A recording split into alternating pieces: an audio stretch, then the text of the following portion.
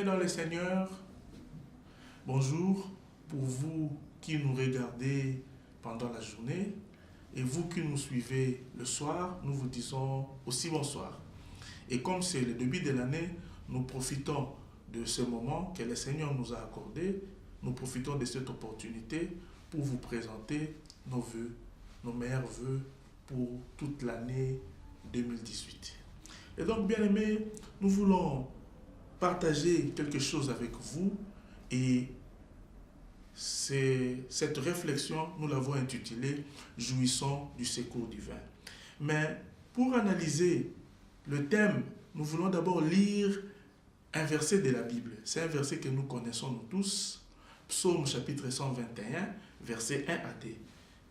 Je lis au nom du Seigneur Jésus. La Bible dit ceci: « J'élève mes yeux vers les montagnes, d'où me viendra le secours, et le secours me vient de l'Éternel, qui a fait le ciel et la terre. » Amen. Bien-aimés, j'étais en train de vous dire que nous allons réfléchir sur notre sujet, jouissons du secours divin. Bien-aimés, vous savez, lorsque nous arrivons au début de l'année, nous avons l'habitude de faire un bilan pour voir l'année qui vient de s'achever, qu'est-ce qui a marché et qu'est-ce qui n'a pas marché. Et c'est après avoir fait ces bilans, on se projette en disant, si j'avais demandé 5 ou 6 choses à Dieu et que je n'ai pas vu, cette année, je voudrais changer, je voudrais récalibrer, je voudrais poser le problème différemment par rapport à l'année qui vient de s'achever. Et quant à ce bien-aimé, la Bible nous dit que l'homme, le secours de l'homme doit braquer, doit tourner ses regards vers Dieu. Parce que le secours de l'homme, ce n'est que Dieu. Tout ce qu'un homme peut désirer, il n'y a que Dieu qui peut le lui donner. Parce que le Seigneur détient tout entre ses saintes mains. Mais vous savez, nous allons pas lire ces versets, mais seulement pour soutenir ce que nous voulons partager avec vous. Lorsque vous lisez 1 Chronique, chapitre 5, versets 18 à 22, en fait, c'est une histoire où on est en train de nous parler il y a eu des personnes qui ont été en difficulté. Et ces personnes ont recouru. Ces personnes ont été voir le Seigneur afin qu'il soit leur secours. Je voudrais tout simplement dire que dans ces versets, on nous parle de la descendance de Jacob. Nous connaissons Jacob. Jacob, c'est celui qui avait combattu. C'est celui qui avait combattu avec Dieu. Et à l'issue de ce combat, le Seigneur lui a nommé Israël. Et cet homme a eu 12 enfants. Et parmi ces enfants, nous voyons Ruben, Gad et les autres. Mais qu'est-ce que je veux prendre dans ces versets? Je voudrais tout simplement vous dire que dans ces versets, on nous montre que les descendants de Jacob, ils voulaient aller en guerre. Et comme ils voulaient aller en guerre, leurs ennemis étaient beaucoup plus nombreux. Non seulement ils étaient beaucoup plus nombreux, mais ils avaient des alliés. Et techniquement, ils ne pouvaient pas battre leurs adversaires, compte tenu de nombre. Techniquement, en voyant les armes que leurs ennemis allaient utiliser, obtenir une victoire contre eux, c'était impossible. Mais eux, ils avaient un Dieu. Ils avaient un Dieu. Et ils ont demandé le secours de l'Éternel. Et Dieu est venu à leur secours. Et la Bible dit, ils étaient 44 760, les descendants de Jacob. Mais leurs adversaires étaient beaucoup plus nombreux. Mais tellement Dieu était de leur côté, ils ont remporté. Non seulement ils ont pu capturer comme prisonniers de guerre 100 000 personnes, mais il y a eu aussi les butins de guerre. Bien-aimé, je voudrais te dire, vous qui me suivez, je voudrais vous dire que dans tous vos problèmes, dans les moments sombres de votre vie, dans le moment où vous êtes en détresse, vous devez tourner vos regards vers Dieu. Le Seigneur nous a créés pour que nous dépendions totalement de lui, pour que nous dépendions intégralement de lui. Le Seigneur ne nous a pas créés pour être indépendants, mais pour être dépendants. Voilà pourquoi les descendants de Jacob, ils savaient qu'ils avaient un Dieu et que le Seigneur pouvait venir en aide. Et lorsque vous lisez la fin de l'histoire, vous allez voir qu'ils étaient victorieux. Vous qui me suivez, je sais que vous avez des problèmes. Je sais que l'année passée, ça n'a pas marché. Je sais que vous avez soumis à Dieu un cahier de charges. Mais cette année, moi je voudrais vous dire, c'est une parole prophétique qui sort de ma bouche. Je voudrais vous dire que tout ce qui n'a pas marché l'année passée, cette année, cela marchera au nom de Jésus-Christ. Mais parce que nous parlons du secours divin, lorsqu'on parle des secours, nous avons trois sortes de secours. Nous avons premièrement le secours de l'homme. Deuxièmement, nous avons le secours du diable. Et troisièmement, nous avons le secours des dieux. Le secours de l'homme, bien aimé, la Bible nous dit ceci, que maudit l'homme qui se confie à l'homme. Le secours de l'homme, c'est un secours qui est éphémère, c'est un secours qui est précaire, c'est un secours qui est provisoire. Bien aimé, moi, je peux aujourd'hui vous promettre quelque chose et après, je me rétracte. Vous savez, au Congo, à un moment donné, il y a eu changement de régime. Et lorsque le nouveau régime était venu, beaucoup de gens espéraient que ce nouveau régime changera des choses. Et ceux qui n'avaient pas du travail dans l'ancien régime pensaient que ce nouveau régime allait amener du boulot. Mais parce que ce régime-là, c'était un régime qui est dirigé par les hommes. C'est ce que nous appelons les secours de l'homme. C'est éphémère. Et beaucoup de gens ont été déçus pour la simple raison que l'homme peut promettre, mais pour accomplir ce qu'il dit, il peut se rebiffer, contrairement à Dieu. Voilà pourquoi le secours de l'homme est éphémère. Et la Bible nous interdit de nous confier à l'homme, parce que l'homme peut vous décevoir. Moi, aujourd'hui, je peux vous décevoir. Votre maman peut vous décevoir. Votre ami peut vous décevoir. Votre soeur peut vous décevoir. Mais Dieu ne vous décevra pas. Le deuxième secours, c'est le secours du diable. Bien aimé, on ne peut même pas parler du secours, parce que le diable ne secourt pas. Le diable ne secourt pas. Voilà pourquoi je ne peux même pas dire qu'il y a un secours auprès du diable.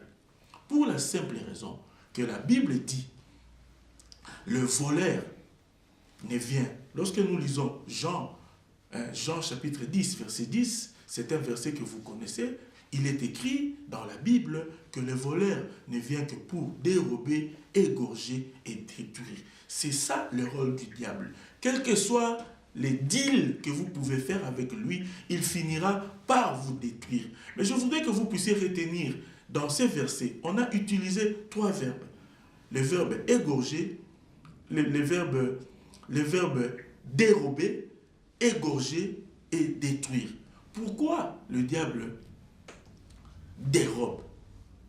Pour la simple raison qu'on dérobe ce qui est physique. Or, nous savons, lorsque nous lisons la Bible nous enseigne que nous autres, de la part de notre Dieu, le Seigneur nous a dit qu'il a formé sur nous un plan de paix et un plan de bonheur afin que nous ayons de l'espérance. C'est ce que le diable veut te dérober. C'est ce que le diable n'a pas envie que toi, tu puisses le toucher physiquement. Voilà pourquoi il est là, pour t'empêcher, pour te dérober ces projets que l'Éternel a formés sur toi. Le deuxième verbe qui est utilisé, il vient égorger. On n'égorge que ce qui a la vie. Bien aimé, en tant que chrétien, lorsque nous avons reçu le Seigneur Jésus-Christ comme Seigneur et Sauveur, nous avons la vie. Et cette vie que nous avons, nous pouvons la communiquer, nous pouvons créer la vie. La Bible dit nous avons été à l'image et à la ressemblance de Dieu. Et donc, on est des petits dieux. En tant que tels, non seulement nous avons la vie, mais nous pouvons aussi communiquer la vie. Voilà pourquoi le diable est là, pour égorger. On égorge que ce qui est vivant. Il est là pour détruire. Parce que comme Dieu a déjà construit quelque chose pour toi, lui il est là pour te détruire, pour te dérober. Mais je voudrais te dire qu'avec le diable, on ne peut pas conclure quelque chose. Parce que la fin le deal que vous pouvez faire avec lui, la fin de cela, c'est la destruction. Voilà pourquoi nous disons que le diable ne secourt pas. Et le troisième sorte de secours, c'est les secours dont on parle dans Psaume chapitre 121, verset 1. Le secours de l'Éternel. Bien-aimés, la Bible dit, je lève mes yeux vers la montagne. La montagne dont on est en train de parler, cette montagne représente l'Éternel. C'est là où toi, lorsque tu as des soucis, c'est là où tu dois tourner tes regards. C'est là où tu dois chercher à conclure un deal. C'est là où tu dois chercher à passer une alliance. Oh bien-aimé, je voudrais te dire, toi qui me suis, je sais que tu as beaucoup de soucis, mais moi, je voudrais te dire que cet homme-là s'appelle Jésus-Christ. C'est lui qui peut te secourir, parce que lorsque lui secourt, il te donne un vrai secours. Et ce secours qui vient à ton aide, c'est quelque chose d'éternel. Parce que la Bible dit, la bénédiction de l'Éternel enrichit et elle ne se fait suivre d'aucun chagrin. Mais parce que nous parlons du secours, bien-aimé, nous avons dit qu'il y a 3 sortes de secours. Mais qu'est-ce qu'il faut faire pour accéder à ces secours divins, à ces secours de Dieu dont on est en train de parler dans Psaume, chapitre 121, versets 1 à 2. Pour y accéder, il faut 3 choses. La première chose, c'est par la voix de la parole de Dieu. Mais la Bible dit, lorsque vous lisez, c'est les versets que nous allons utiliser, c'est des versets que nous connaissons nous tous. Mais parfois, nous ne tirons pas attention. Ou nous ne nous focalisons pas là-dessus. La Bible dit dans Josué chapitre 1, verset 8, que ces livres de la loi ne s'éloignent point de votre bouche. Ça, là où tu es, vous avez votre Bible, vous êtes en train de me suivre. Mais ce n'est pas ça que moi je vais vous dire. Moi je vais vous dire tout simplement que quand on dit la première voie d'accès, c'est par la voie de la parole de Dieu. C'est que la parole de Dieu, nous ne devons pas seulement l'écouter ou suivre le prédicateur, un peu comme je suis en train de faire, en train de parler. Mais nous devons la mettre en pratique. En d'autres termes, je vais dire ceci. Lorsque vous prenez votre Bible, vous devez la méditer et localiser l'écriture qui correspond à votre problème. C'est en ce moment-là que quelque chose se passera. C'est en ce moment-là que vous allez voir le secours de notre Seigneur Jésus-Christ sera une chose effective dans votre vie. Nous ne voulons pas, lorsque nous disons jouissons du secours divin, que cela soit un slogan, un peu comme c'était dans... Parce que nous parlons des régimes, un peu comme c'était dans un des présidents d'un pays d'Afrique, il s'est réveillé du jour au lendemain et il boutiquait un slogan. Du genre, plus rien ne sera comme avant. Mais nous savons, c'était juste des slogans. Mais lorsque nous disons, jouissons du secours divin, lorsque nous mettons la parole de Dieu, lorsque nous lisons la parole, nous la méditons, nous la mettons en pratique, cela ne sera pas quelque chose de chimérique dans notre vie. Ça sera une chose effective. Le Seigneur viendra nous secourir. La deuxième chose, c'est par la prière. Nous disons par la prière. Mais lorsqu'on pose la question, tout le monde dit qui prie. Mais comment est-ce que nous prions? La Bible nous recommande de prier sans cesse. La Bible nous demande de prier sans cesse. Mais comment est-ce que nous prions? D'abord, pour prier, il faut d'abord quoi? La Bible dit, lorsque vous lisez la parole de Dieu, la Bible dit, au commencement était la parole. La parole était avec Dieu et celle-ci a habité parmi vous. Elle s'est faite chair. Et donc je voudrais dire, pour prier, il faut, lorsque vous faites votre prière, il faut vous référer toujours à un verset biblique. Du genre, exemple, vous voulez demander quelque chose. Seigneur, vous avez dit, donnez, demandez, on vous donnera. Après, vous posez votre problème. C'est cette prière-là que moi, je veux vous dire. C'est aussi une de voies d'accès. Si vous voulez que le Seigneur vienne à votre secours, c'est de cette manière-là qu'il faut prier. Parce que nous disons que nous prions, mais nous prions de quelle manière? Voilà pourquoi il y a certaines de nos prières qui ne sont pas exaucées. Tout simplement parce que dans notre prière, c'est comme un avocat qui fait, un avocat qui est en train de plaider, mais sa plaidoirie n'est pas soutenue par la loi. Amen. Et donc je voudrais vous dire, bien aimés, vous qui me suivez, que la deuxième voie d'accès, c'est la prière. Voilà pourquoi nous devons prier, mais pas de n'importe quelle manière, mais en se référant au verset de la Bible, comme je l'ai dit. Parce que la prière, une personne qui ne prie pas s'éloigne de Dieu. Et quelqu'un qui s'éloigne de Dieu, c'est impossible qu'il puisse voir, qu'il puisse bénéficier du secours divin. Prier, c'est se rapprocher de Dieu. Le fait pour vous de ne pas prier, vous vous éloignez du Seigneur. Et ça serait difficile qu'il puisse venir à votre secours. La troisième voie pour accéder au secours divin, c'est épouser le ministère du Saint-Esprit. Lorsque nous disons épouser le ministère du Saint-Esprit, nous voulons dire tout simplement qu'il faut aimer l'activité du Saint-Esprit dans notre vie. Bien aimés, vous savez, aujourd'hui je voudrais vous dire que le Saint-Esprit, c'est un atout pour nous. Pour la simple raison, c'est ce que le Christ nous avait dit. Vous vous souviendrez lorsque le Seigneur Jésus-Christ, quand vous lisez Jean chapitre 16, versets 7 à 13, le Seigneur Jésus est en train de dire, il est avantagé que je m'en aille. L'avantage, c'est pour nous en fait. Parce que si lui s'en allait, le Saint-Esprit, que lui là, il a dit, il est avantagé que je m'en aille, mais je ne vous laisserai pas seul. Le Saint-Esprit. Et donc pour nous, le Saint-Esprit, c'est un atout. Il est là pour nous aider. Parce que lui, la Bible dit, lorsque vous lisez le verset 13, parce que ce que j'étais en train de vous dire, c'était le verset 7. Dans 13, il dit, l'Esprit de vérité, il vous dira tout ce qu'il entendra de moi. D'abord, il ne parlera pas de lui. Voilà pourquoi vous pouvez examiner toutes les prédications durant toute l'année. On parle moins du Saint-Esprit.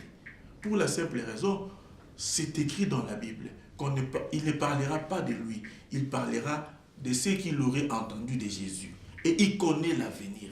Voilà pourquoi nous devons aimer l'activité du Saint-Esprit dans notre vie. Parce que lui, il sait comment. Il sait les moyens. Il sait le moyen par lesquels, comment est-ce que nous pouvons bénéficier du secours divin. Nous devons aimer le Saint-Esprit. Parce qu'aujourd'hui, lorsqu'on parle du Saint-Esprit, toutes les personnes qui parlent du Saint-Esprit, on leur traite de tous les maux. Alors que le Saint-Esprit, c'est un atout pour nous. Moi, je l'appelle d'ailleurs pédagogue. Parce qu'un pédagogue, c'est celui qui vous enseigne sans vous contraindre. Et c'est ce que c'est le travail du Saint-Esprit. Le Saint-Esprit, quand il nous enseigne, cette voix douce qui te parle, quand tu veux faire quelque chose, cette voix douce ne te contraint pas à faire les choses. Il te parle avec beaucoup plus de douceur pour te faire voir comment est-ce que tu dois mener ta vie. Nous devons aimer le ministère du Saint-Esprit. Nous devons aimer l'activité du Saint-Esprit. Parce que sans le Saint-Esprit, nous ne pouvons rien faire. Jésus nous a dit qu'il était avantagé pour nous d'avoir le Saint-Esprit. Et comme c'est un atout pour nous, nous devons l'aimer. Nous devons le laisser diriger. Nous devons le laisser conduire notre vie. Je sais que là où vous êtes en train de me dire, vous êtes en train de vous dire, mais il parle de le Saint-Esprit, le laisser conduire notre vie. Mais comment? Parce que lorsque vous recevez le Seigneur Jésus-Christ comme Seigneur et Sauveur, c'est une chose. Mais recevoir le Saint-Esprit, être baptisé par le Saint-Esprit en est une autre. Mais nous n'allons pas épingler ces points. Le Seigneur donnera une occasion. Le Seigneur nous donnera une opportunité où nous allons parler que de ça. Et donc, bien aimé, je suis arrivé à la fin de cette réflexion sur jouissons du secours divin. Mais je voudrais prier avec vous. Nous commençons l'année, bien aimé. Je voudrais prier. Nous allons dire à notre Seigneur, vous qui me suivez, nous allons dire, Seigneur, dites au Seigneur, cette année qui commence, je vais réellement bénéficier de ton secours. Parce que la Bible nous dit, le malheur atteint souvent les justes, mais l'Éternel en délivre toujours. C'est-à-dire, tout peut marcher. À un moment donné, tout peut commencer à sombrer.